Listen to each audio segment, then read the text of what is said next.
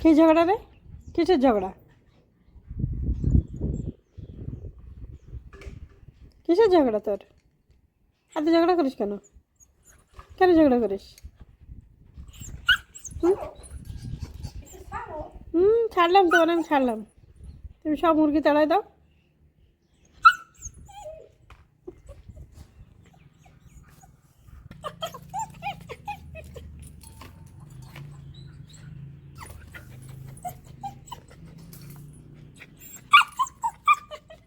ঘরে ঢোকার জন্য পাগল হয়ে যাচ্ছে।